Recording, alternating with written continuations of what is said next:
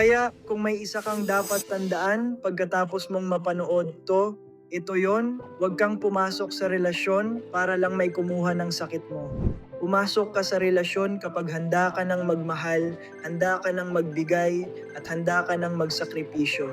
Dahil ang totoong pagmamahal, hindi lang feelings, commitment siya, service siya, sacrifice siya.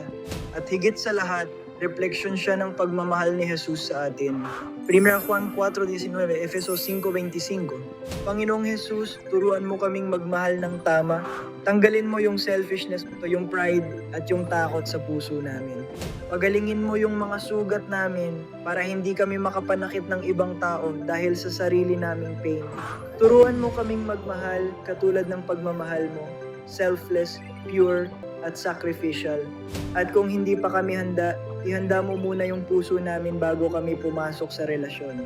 Salamat Panginoon, sa pangalan ni Jesus, Amen.